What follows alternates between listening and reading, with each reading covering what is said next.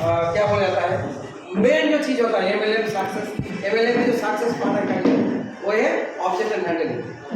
Actual में क्या होता है ना, कभी कभार हम लोग प्रोडक्ट यूज नहीं करते और कस्टमर का कॉल आ जाता है कि ये खाने के बाद मेरा जो दर्द वो बढ़ गया है ना, दर्द बढ़ गया मतलब, तो फिर क्या कहते हैं, हम लोग यूज नहीं करते हैं, हम लोग फोन लगा देते हैं इसका ऑफलाइन को, सर हो गया क्या करेंगे सर, अरे खत्म एकदम खत्म हो गया, तो मेरे को पकड़ के बांध के रख देगा। तो ऐसा नहीं होना चाहिए। तो इसके लिए आज समीप भाई आप सभी को इसके बारे में चर्चा करेंगे। Thank you sir.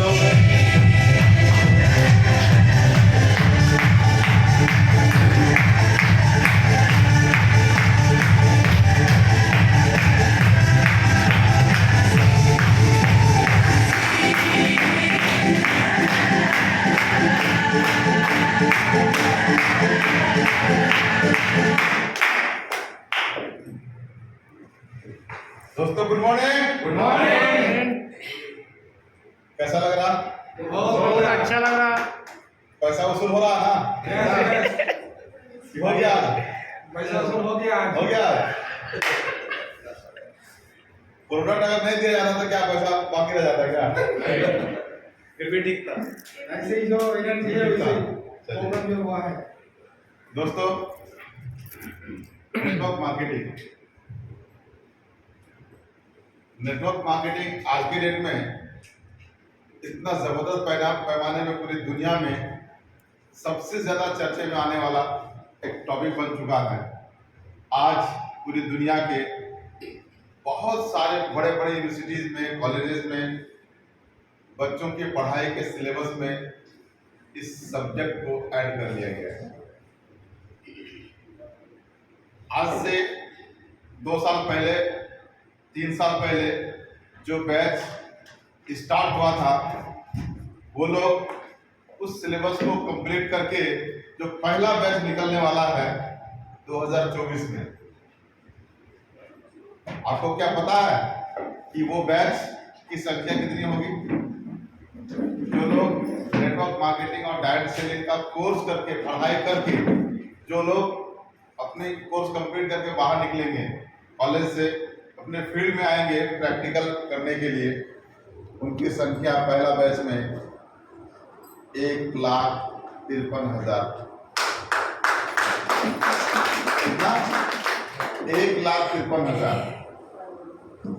उसके बाद दूसरा बैच जो निकलेगा 2025 में, उसकी संख्या आपके आइडिया से कितना होना चाहिए? कितना होना चाहिए? 4 गुना होना चाहिए। कितना होना चाहिए जवान भाई? कितना संख्या होना चाहिए 2025 का बैच में जो स्टूडेंट्स निकलने वाले हैं नेटवर्क मार्केटिंग का कोर्स करके? अभी का पहला बैच में 1,53,000। दूसरा बैच में लगभग कितना होना चाहिए? 4 गुना। 4 गुना। और साहब 6 गुना 7 गुना ऐसे। 6 गुना 7 गुना। चलिए, एक आइडिया की बात हम लोग बताते हैं अपने हिसाब से कि ये नेटवर्क मार्केटिंग का कितना ज़्यादा बहुचर्चीय सब्जेक्ट बना हुआ है, लोगों के लिए लोकप्रिय सब्जेक्ट बना हुआ है, उससे साबित होता है। हम लोग नेटवर्क मार्केटिंग के फील्ड में हैं, लेकिन अगर देखा जाए, कल जैसे वो एक स्टूडेंट भी यहाँ बता रही थी कि हम लोग स्टूडेंट हैं, हमारे दिमाग में क्या चल रहा होता है, तो हम लोग जब स्टूडेंट के बीच में जाएंगे तब पता चलेगा कि उनके दिमाग में क्या चल रहा होता है। हम लोग ऐसे लोगों के बीच में घूम रहे होते हैं जो पढ़ाई से कई साल पहले दूर हो चुके हैं। इसको रख देते चलेगा। हाँ ठीक। कई साल पहले दूर हो चुके हैं, पढ़ाई छोड़ चुके हैं और एक गार्जियन बने हुए हैं आज के डेट में, और एक एक पैसा का समस्या को जूझ रहे हैं। तो जो ऑलरेडी समस्या से जूझ रहे हैं, वैसे लोगों के पास जब हम जाते हैं तो उनके दिमाग में बहुत सारे सवालात होते हैं, बहुत सारे ऑब्जेक्शंस होते हैं, नकारात्मक भावनाएं होती हैं, जिसकी वजह से हमें बहुत सारे ऑब्जेक्शन को झेलने पड़ते हैं। ऐसा नो? लेकिन अगर हम यंग जनरेशन में जाएंगे, जो लोग इसकी पढ़ाई कर रहे हैं, तो वहां पे फिर इतने सारे ऑब्जेक्शन को झेलना नहीं पड़ेगा। लेकिन हम लोग उस जनरेशन को पूरी तरह से साइड करके चल रहे हैं। तो पहला बैच जो निकलेगा 2024 में 1,53,000 की संख्या, और दूसरा बैच जो 2025 में निकलने वाला दोस्तों वो है 10,87,000। आप जरा सोच सकते हैं दोस्तों, हम अगर अपने आप को डेवलप नहीं करेंगे, अपने आप को प्रूफ नहीं करेंगे, तो क्या लगता है कि कोई स्टूडेंट जो पढ़ के आएंगे वो सबसे पहले चुनाव किसका करेगा? कंपनी का चुनाव करेगा, किस कंपनी में ज्वाइन करना चाहिए। उसके बाद दूसरा चुनाव किसका करेगा? उस कंपनी का अच्छा लीडर कौन है, उस कंपनी का अच्छा लीडर कौन है। हर प्रोस्पेक्ट अच्छी कंपनी और अच्छा लीडर की तलाश में रहता है।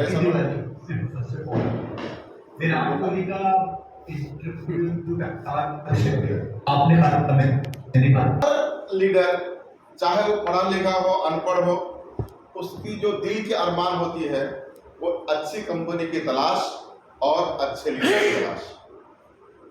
अच्छे लीडर का सेंस क्या है और अच्छी कंपनी का सेंस क्या है, एक एक फॉर्मूला पढ़ाया गया है, उनको फॉर्मूला पढ़ाया गया है कि हम कैसे परखें, कंपनी को कैसे परखें, लीडर को कैसे परखें। तो वो अपने तराजू में हम लोगों को तौलना चालू करेंगे। तो क्या हम अपने आप को उनके तराजू में तौलने लायक बना रहे हैं या बना नहीं रहे हैं? उस सब्जेक्ट में हम लोग कहां तक खरा उतर रहे हैं, ये रात 12 बजे 1 बजे के बाद जब सारी दुनिया सो जाएगी तब अपने आप से पूछेंगे दोस्तों, तब अपने आप से पूछेंगे कि हम अपनी डेवलपमेंट में क्या क्या कर रहे हैं। आज दिन भर में हमने क्या क्या किया है, आज दिन भर में हमने क्या क्या किया है, विगत 2 महीनों में, 3 महीना में, 6 महीना में हमने क्या क्या डेवलपमेंट अपने लिए किया है। आपका पॉकेट का डेवलपमेंट हो रहा है, ये मायने नहीं रहता दोस्तों, ये मायने नहीं रहता है जितना आपका सेल्फ डेवलपमेंट हो रहा है। तो हमारा पॉकेट का डेवलपमेंट के साथ साथ हमारा सेल्फ डेवलपमेंट भी होना जरूरी है। तो दोस्तों ऑब्जेक्शन, हमें ऑब्जेक्शन जो आ रहे हैं, क्या क्या ऑब्जेक्शन आते हैं, हमारे जो कुछ न्यू एमएलएम के लीडर्स हैं, आप जरा बताएं क्या क्या आपके ऑब्जेक्शन आ रहे हैं, बताएं जरा, खड़े हो जाए प्लीज। आप क्या क्या ऑब्जेक्शन आ रहे हैं? प्रोडक्ट किसी को दिए हैं तो किसी को दिए हैं सर, प्रोडक्ट दिए हैं या ज्वाइनिंग कराने में जो आपको ऐसा ऑब्जेक्शन आता है कि सवाल आता है जिसको आप सही से जवाब नहीं दे पा रहे हैं, क्या क्या आता है? जैसे एक लड़की को दिए थे रियो बैलेंस एंड रियो सीलिंग, उसका वेट आपका लगभग 100 थी ना, अभी आपका वही 75 के आसपास है, मतलब वजन घट गया। हाँ वाह, 100 हाँ 100 था, घट के अभी 75 आ गया। उनका वजन 100 प्लस था, 100 प्लस, हाँ अभी 75 में आ गया। 75 या 76 ऐसे। हाँ तो 75 मतलब 1 किलो आगे पीछे। तो कितने महीनों में? वही 3-4 महीने में, 3-4 महीने में। बहुत मेहनत भी किया है। तो ये तो हुआ टेस्टिमोनियल, ऑब्जेक्शन नहीं हुआ है। ऑब्जेक्शन आया नहीं, ऑब्जेक्शन क्या आ रहा है? कुछ बोल रहा है सवाल क्या आ रहा है? कोई नहीं। हमें चाहता है कि खा के आधा घंटा बाद थोड़ा सा चला रहा है, भूख नहीं लग रहा है, ऐसे क्यों? अच्छा, टेबलेट खाने के आधा घंटा के बाद हाँ। सर चकराता है और भूख नहीं लगता है, ऐसा सवाल आता है मार्केट से। उल्टी जैसा लगता है। हाँ, और एक का भी तो उल्टी हुआ भी था। उल्टी हुआ भी था। चलिए, बहुत अच्छा सवाल इनका। बनाया था आपका जो टॉक्सिन सब में सब शरीर से वो बाहर निकल रहा है, इसलिए आपका होगा अभी धीरे धीरे सीटेबल होगा तो आप ठीक हो जाएंगे। एक बार जोरदार ताली दीजिए। आपसे अगर ये सवाल आता आपके सामने तो आप उसका क्या जवाब देते हैं? जब हम लोग ब्लड देते हैं किसी को तो वो ब्लड जनरेट होने में 3 महीने का टाइम लगता है, उसको फिर से जनरेट होने में। हम यही उसका एग्जांपल सेट करके उनको बताते हैं कि आपके भी शरीर में वो जनरेट होने में अभी टाइम लगेगा। ग्रेट, बहुत अच्छा। ये नहीं है, किसी को भी प्रोडक्ट सेल नहीं किए हैं। चलिए कोई बात नहीं, तो बैठिए। एक्चुअली यही समझाना चाहेंगे उनको। प्रोडक्ट एक्चुअली स्टार्ट किए हैं, स्टार्ट करने के बाद सबसे पहले तो टॉक्सिन निकलेगा, और टॉक्सिन जब निकलना स्टार्ट हो जाएगा तो यही समझाते हैं, अगर आपका एज 30 ईयर्स है तो आप 10 ईयर्स से, अगर 7 साल से या 10 साल से आप खाना को खाने स्टार्ट किए हैं तो 10 साल हमने बढ़िया खाए हैं, और 10 साल जो हम इधर से खा रहे हैं, मतलब 40 ईयर्स में हम 20 ईयर्स अच्छा खाए थे और 20 ईयर्स केमिकल युक्त भोजन खाए थे, यानी 20 साल का टॉक्सिन हमारे शरीर के अंदर है। तो 20 साल का टॉक्सिन निकालने में थोड़ा सा टाइम लगेगा। ऐसे प्रोडक्ट आप स्टार्ट किए तो टॉक्सिन निकलना आपका स्टार्ट हो गया। चलिए, टॉक्सिन thank you, sir. निकालने के बाद सेल को फिर एक्टिव करेगा। चलिए, थैंक यू, बहुत बहुत थैंक यू। दोस्तों, जो सवाल ही जवाब है, ये किताब पढ़ा कितने लोगों ने? प्लीज हाथ उठाएं। सवाल ही जवाब है, किसी ने पढ़ा? अगर नहीं पढ़े हैं, हर लैंग्वेज में उपलब्ध है किताब। आपको आप ये गूगल में भी मिल जाएगा। जैसे कागज वाली किताब खरीदना जरूरी नहीं है, आपको डिजिटल किताब भी मिल जाएगी, या कुकू एफएम पे भी वो किताब पा सकते हैं। बहरहाल वो किताब पढ़ना जरूरी है हर नेटवर्क मार्केटिंग के लीडर के लिए। तो जब भी हमारे पास कोई सवाल आए तो हम उसका जवाब देने के लिए उतावलापन ना दिखाएं। सबसे पहला उनका जवाब सवाल से दें। जब कोई बोले कि हमने कोई भी प्रोडक्ट हमने यूज किया, यूज करने के बाद ऐसा ऐसा सिम्टम्स आ रहे हैं, ऐसी ऐसी परेशानी आ रही है, तो उनको तुरंत जवाब आप मत दीजिए कि आपके बॉडी में एडजस्ट होने में टाइम लग रहा, तो ये हो रहा, तो वो हो रहा। नो, आप सबसे पहले पूछे आपने खाया कैसे है, आपने प्रोडक्ट कैसे खाया है, पूछते हैं, हर कोई पूछते हैं। अच्छा, प्रोडक्ट खाने के बाद कितना गैप आपने रखा, खासकर रियो बैलेंस के बारे में, आपने कितना गैप रखा खाने के बीच का? 1 घंटा, आधा घंटा, 2 घंटा, कितना गैप रखा? और जो गैप रखा उस गैप के बीच में कितना बार आपने पानी पिया? पूछते हैं। आप निश्चित रूप से देखेंगे, जो रियो बैलेंस खाने के बाद नया नया खाना चालू करता है, तो नया नया खाना चालू करने के बाद अगर वो पानी कम पीता है, खासकर कुछ 1 घंटा का ड्यूरेशन में पानी अगर कम पीता है, तो उसके माथे में चक्कर शुरू में आ जाता है। किसी को वोमिटिंग जैसा लगता है, वोमिटिंग हो भी जाता है, क्योंकि ये 21 टाइप के जड़ी बूटियों का एक मिश्रण है। हम लोग जब भी कोई खाना का प्लेट, हम जो खाना जो खाते हैं, उस खाने में इंग्रेडिएंट्स कितने होते हैं हमारे? खूब से खूब 4-5।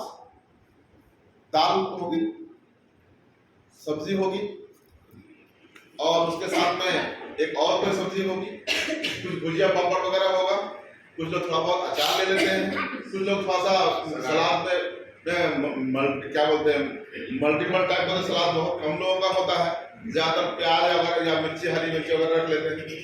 तो 3-4-5 टाइप का आइटम हमारे प्लेट में होता है। तो जिस बॉडी में सालों साल से 4-5 टाइप का इंग्रेडिएंट्स को ही हजम करने की कैपेसिटी रही है, आज उनको 21 टाइप का इंग्रेडिएंट दे रहे हैं उनके पेट में। तो एडजस्ट होने में किसी को टाइम लगता है, या डाइजेस्ट होने में टाइम लगता है। तो निश्चित रूप से जो पानी कम पिएगा उसके माथे में चक्कर आने का जैसा लगता है, प्लस वोमिटिंग होने का भी कुछ सिम्टम्स आता है। तो वैसे लोगों को यूं ही पूछे कि हमारा ऐसा ऐसा हो रहा है, ये सवाल करने के बाद अगर बोलता है ये हम पानी भी पिए हैं 3-4 बार, लगभग 1.5 से 2 लीटर पानी पिए हैं, इसके बावजूद हम कैसा हो रहा है, तब उनको बोलना है अरे वाह कॉन्ग्रेचुलेशन। अगर जोश में बोल रहा है, क्या जोश में आ जाना, वाह कॉन्ग्रेचुलेशन, बहुत अच्छा, आपका बॉडी उसके लिए परफॉर्म करना चालू कर दिया है, आपका बॉडी उसके लिए परफॉर्म करना चालू कर दिया है। कुछ एक्टिविटी हो रही है बॉडी के अंदर आपका, जिसकी वजह से ऐसा हो रहा है, उसकी टेंशन लेने की कोई जरूरत नहीं है, अपने आप आपका बॉडी में एडजस्ट हो जाएगा, फिर बहुत अच्छा लगने लगेगा। बहुत अच्छा सवाल था आपका बहुत बहुत शुक्रिया। और किसी के सामने कोई सवाल आता है, एनीबॉडी, कोई आप में से जिस सवाल का जवाब आप सही से दे नहीं पाते?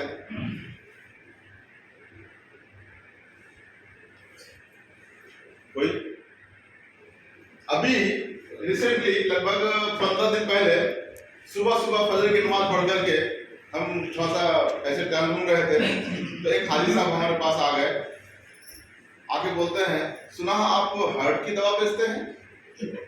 डायरेक्ट सुना है आप हार्ट की दवा बेचते हैं? तो मैं अगर एक कॉमनली अगर कोई भी होता हम में से, डायरेक्टली जवाब उनका क्या होता? हाँ हाँ बेचते हैं ना। क्या बोलते? हाँ हाँ बेचते हैं ना। हमने ऐसा नहीं बोला। उन्होंने एक साथ में 3-4 सवाल दाग दिया। सुना है आप हार्ट की दवा बेचते हैं, लेकिन सुना है ये भी सुना है बहुत महंगी दवा बेचते हैं आप 2000 से नीचे की दवा आपके पास है ही नहीं। तो मैंने उन 2-3 सवाल करने के बाद मैंने उनसे पूछा आपको कैसे मालूम हुआ? सवाल का जवाब सवाल से देना है, ध्यान रखिएगा। सवाल का जवाब सवाल से ही देना है, जवाब से नहीं। हमने उनसे पूछा कि आपने कैसे जाना कि मैं हार्ट की दवा बेचता हूं? तो उन्होंने बोला कि मेरा बेटा YouTube में बहुत सारा कुछ देख रहा था, हार्ट के लिए क्या क्या सॉल्यूशन है, क्या क्या मेडिसिन मार्केट में उपलब्ध है, वो देख रहा था YouTube में। देखते देखते आपका नाम मिला, आपका एक वीडियो मिला जिसमें आपका कॉन्टेक्ट नंबर भी दिया हुआ था, आपका नाम दिया हुआ था, और मेरा बेटा आके दिखा रहा है कि अब्बा देखिए देखिए सनामिली अंकल हार्ट की दवा बेच रहे हैं, आप कहाँ भटक रहे हैं? तो इसलिए मैं अच्छा बेटा मेरा उस जो मेडिसिन के बारे में आप बता रहे थे, उस मेडिसिन को वो गूगल पे सर्च कर लिया, देख लिया उसका दाम कितना, 1950 रुपए। तो सारी बात मेरे सामने आ गई, मैंने समझ गया कि एक कितना वाइब्रेशन लेकर के आया है, कितना पॉजिटिव वाइब्रेशन कितना निगेटिव वाइब्रेशन लेके हमारे पास आया है। तो मैंने उनसे पूछा अच्छा ये बताइए आपका हार्ट का प्रॉब्लम कितने सालों से है? बोला कि लगभग 6-7 साल से है। मैंने कहा ठीक है, तो 6-7 साल पहले आप कितनी टाइप की दवा खाते थे हार्ट के लिए? चाची जी बहुत ही गलतियां हम लोगों से कहाँ होती हैं, जरा ध्यान से सुनिएगा तो समझ में आ जाएगा। तो मैंने उनसे पूछा कि 6-7 साल पहले आप कितने रुपए की मतलब कितने टाइप की दवा खाते थे? बोला कि एक हार्ट की दवा, एक गैस की दवा। मैंने क्या उस टाइम आपको गैस बनता था? आज से 6-7 साल पहले क्या आपके पेट में गैस बनता था? बोले कि गैस तो बनता नहीं था, लेकिन डॉक्टर का कहना था कि ये दवा खाने से पेट में गैस बनेगा। उन्हीं की जुबान से मैं सारी बात को बुलवा रहा हूं। डॉक्टर बोला कि ये दवा खाने से पेट में गैस बनेगा, इसलिए गैस की दवा भी खाना पड़ेगा। तो गैस और हार्ट की दवा खाना चालू किए। मैंने कहा अभी आप कितने टाइप की दवा खा रहे हैं? बोला कि अभी तो 6-7 टाइप की दवा खाना पड़ता है। मैंने कहा 6-7 टाइप की दवा खाना पड़ता है, क्या क्या 6-7 टाइप की दवा खाते हैं? बोला कि हार्ट की दवा तो चल ही रहा है, गैस की भी दवाई, बीपी की भी दवाई खाना पड़ता है, हमारा शुगर भी हो गया उसके लिए दवा खाना पड़ता है, कमजोरी रहती बहुत ज्यादा उसके लिए भी दवा खाना पड़ता है, रातों को नींद नहीं आती है, नींद की गोली भी खानी पड़ती है, और पेट में डाइजेस्ट नहीं होता खाना, डाइजेशन के लिए अलग खाना पड़ता है। ये सब कुल मिला करके 6-7 टाइप की दवा खाना पड़ता है। फिर मैं तीसरा सवाल उनसे किया, अच्छा ये बताइए आज से 6-7 साल पहले आपका स्वास्थ्य ज्यादा अच्छा था या आज ज्यादा अच्छा है? अरे बाबू दवाइयां बढ़ती जाती हैं, स्वास्थ्य गिरता जाता है। दवाइयां बढ़ती जाती हैं और स्वास्थ्य और गिरता चला जाता है। स्वास्थ्य कहाँ अच्छा होता है? मैंने कहा जब दवाई खाना चालू किए थे उस टाइम तो आपको शुगर नहीं था, उस टाइम तो आपको बीपी में इम्बैलेंस नहीं था, उस टाइम तो इतनी ज्यादा कमजोरी थी नहीं, उस टाइम तो आपका डाइजेशन का प्रॉब्लम नहीं था, उस टाइम तो आपको गैस का प्रॉब्लम तो नहीं था। तो इतनी सारी बीमारियों का खजाना, बीमारी का पहाड़ कैसे आया आपके पास? मेडिसिन खाने से। कितना खर्चा आता है अभी आपको मेडिसिन में? बोला कि लगभग 10,000 के पास तो 10-11 हजार तो आ ही जाता महीने का बिल। मैंने कहा महीने का 10-12 हजार दवा में खर्च कर रहे हैं और दिन ब दिन स्वास्थ्य भी गिरता जा रहा है। हमारा प्रोडक्ट आपको 10,000 भी नहीं लगेगा महीना में, 8,000 भी नहीं लगेगा, 7,000 भी नहीं लगेगा। आपका आधा से भी कम पैसा में आपका इलाज शुरू हो जाएगा और आने वाला 2 से 3 महीना होते होते जितना मेडिसिन का आपके पास थोक भरपेट दवा खाना पड़ता है ना, ये सब माइनस हो जाएगा। साथ ही साथ शरीर में जबरदस्त एनर्जी आ जाएगी, शरीर में जबरदस्त एनर्जी आ जाएगी। आपको जमा जमा सा लगेगा, एकदम यंग जैसा महसूस होगा, मन करेगा हम दौड़ जाएं। छोटा मोटा ये जो सीढ़ी जो उतरते हैं, मन करेगा कूद जाए। छोटा बच्चा जो सीढ़ी से नीचे नहीं उतरता, कूद जाता है। लेकिन जब तो आदमी थोड़ा बड़ा होता है तो आराम से पैर रखता है, फिर उतरता है, फिर पैर रखता है, आराम से उतरता है। लेकिन बच्चा क्या करता है? कूद जाता है। क्यों? उसका स्टेमिना अपना हाई होता है। मैंने उनको बोला कि ऐसा सिचुएशन आपका आने वाला 3 महीने के अंदर आ जाएगा, खर्चा भी आधा से भी कम और दिन ब दिन आपका स्वास्थ्य अच्छा और अच्छा और अच्छा होता जाएगा। ये सारी मेडिसिन गायब होती चली जाएगी। तो आप पैसा खर्च करके बीमारियों को पालना चाहते हैं या उसको खदेड़ के भगाना चाहते हैं, ये बताइए आप। तो बोला कि नहीं यही अच्छा है। तो क्या क्या दवा लगेगा?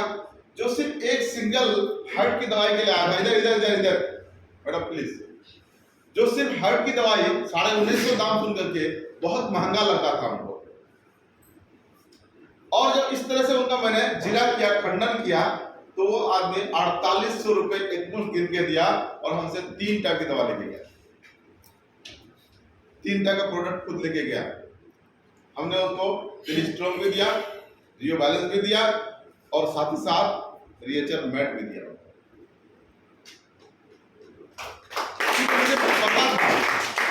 और साथ में ये भी बोला कि हो सकता आपको, आप जो घर पे चाय पीते हैं वो चाय बदलना पड़े, वैसे इसको ले जाइए, इसी से हमको लगता है इसी से आपका मेकअप हो जाएगा और आगे की जरूरत नहीं पड़ेगी। लेकिन जरूरत पड़ने पे एक आपको चाय बदलना पड़ेगा, ज्यादा दाम नहीं पड़ेगा उसका, पूरा 4-5 महीने के कोर्स होगा, उसकी कीमत 1400-1500 लगेगा लगभग। सस्ता लगा सुनने में।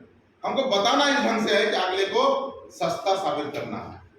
डायरेक्टली अगर बोलिएगा कोई दाम पूछता है इसका कितना दाम है, कितना दाम है, डायरेक्ट बोल देते हैं 1800 रुपए, कभी नहीं। और डायरेक्ट 1800 बोलेंगे तो लोगों को सुनने में महंगा लगेगा। डायरेक्ट नहीं बोलना। आप हमारी कंपनी का एक चीज को आप गौर किए होंगे, इतने सारे प्रोडक्ट में किसी प्रोडक्ट में कितना 6 पत्ता है, किसी में 4 पत्ता है, किसी में 3 पत्ता है। इसको समझ रहे हैं कंपनी के इशारा को? इसमें हमारे सारे ऑब्जेक्शन का जवाब दिया हुआ है, सारे ऑब्जेक्शन का जवाब दिया हुआ है। अगर रियो मेगा में 6 पत्ता होता, जिस क्वालिटी का प्रोडक्ट है, इसका दाम कितना हो जाता? 3000 से कम नहीं। कितना होता? 3000 से कम नहीं। कंपनी ने क्या किया, उसमें से 2 पत्ता माइनस कर दिया, दाम कितना कर दिया? 1490 रुपए। रियो रेस्ट इसका अगर 6 पत्ता का कंपनी करती है अगर, तो इसका भी दाम 3000 के आसपास होता है। 3 पत्ता माइनस कर दिया। सुनने में क्या लग रहा? 1180 रुपए। सस्ता लग रहा है कि नहीं लग रहा? 1180 जो बोलेंगे किसी को सुनने में अच्छा सस्ता लग रहा है कि नहीं लग रहा? इसी तरह से दिल स्ट्रॉन्ग जिस क्वालिटी का प्रोडक्ट है, अगर इसमें 6 पत्ता करते कंपनी तो उसकी कीमत 4000-5000 से कम नहीं होता। क्या किया? उसमें से पत्ता क्या कर दिया? कम कर दिया। कितना किया? 3 पत्ता किया। 10,000 टेबलेट का 3 पत्ता, 3 पत्ता माइनस कर दिया। दाम कितना रख दिया? 1950 रुपए। तो कहने का मतलब यह है कि हम सामने वाले का पहले सवाल का जवाब डायरेक्ट जवाब से बिल्कुल ना दें। जब सवाल का जवाब से देंगे तो निश्चित रूप से एक ऑब्जेक्शन सामने खड़ा हो जाएगा। तो ऑब्जेक्शन हैंडलिंग ऐसे होती है दोस्तों, सवाल का जवाब सवाल से, जवाब से बिल्कुल नहीं।